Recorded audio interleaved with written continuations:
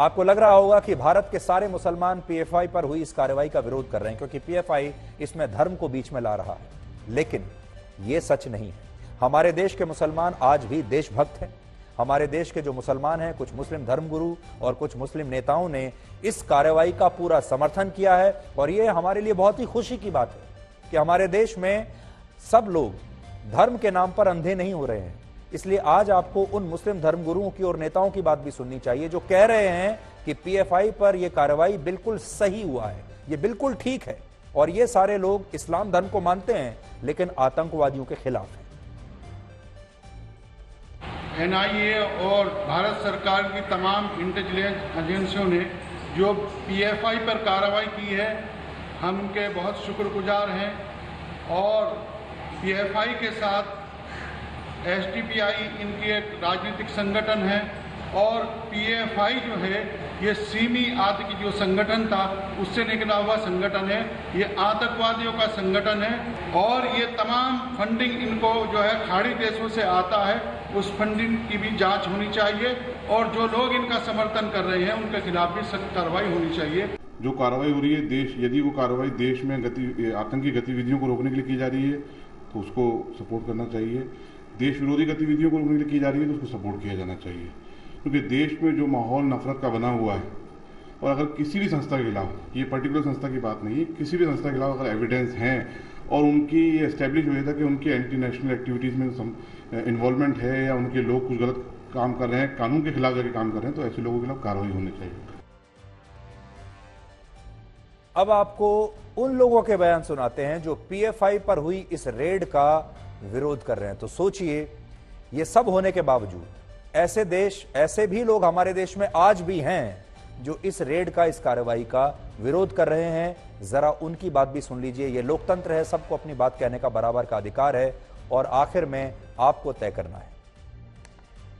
ये तरीका कि पार्टी पर या पाबंदी लगाई, आप पार्टी पर पाबंदी लगा रहे हैं क्या? ये क्यों लगा रहे हैं भाई? उसका क्या जुर्म है? वो जोड़कर मुसलमानों के मसाइल को, मतलब ये है कि लड़ाई लड़ रहे हैं वो, और उनका जुर्म क्या है बताओ?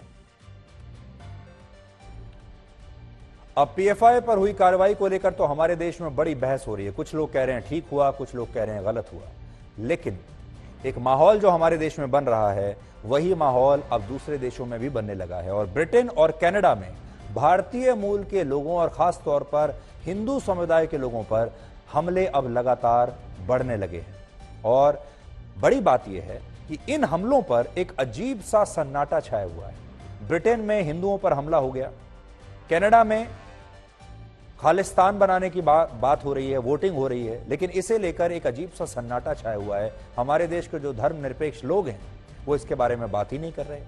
आज भारत के विदेश मंत्रालय और कनाडा में भारत के उच्चायोग ने वहां पर रह रहे भारतीय मूल के लोगों के लिए एक एडवाइजरी जारी की है। सोचिए कितनी बड़ी बात हो गई कि भारत सरकार को एक एडवाइजरी जारी की गई, अपने लोगों करनी पड़ी।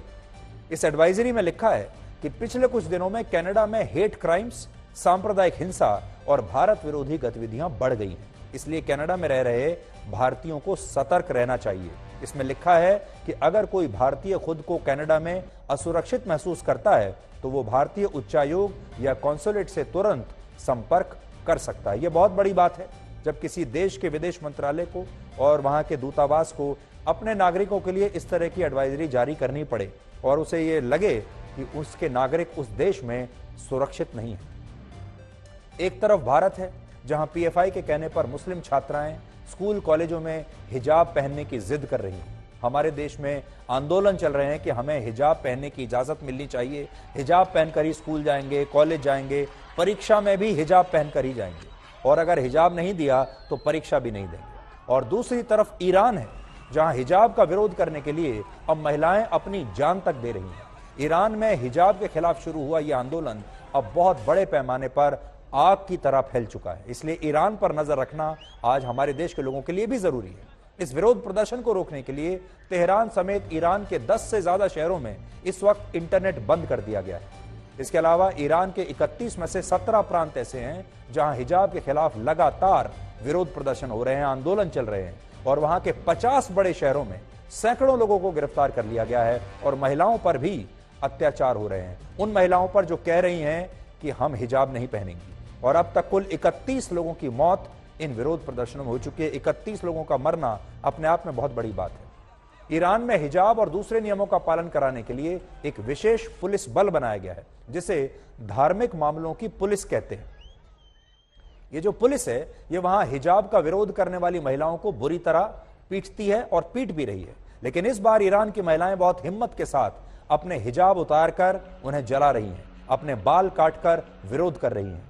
आपको ईरान की आज की नई तस्वीरें जरूर देखनी चाहिए। आप भी हैरान हो जाएंगे कि हमारे देश में क्या हो रहा है और एक कट्टर इस्लामिक देश ईरान में एक दूसरी ही उल्टी गंगा बह रही है।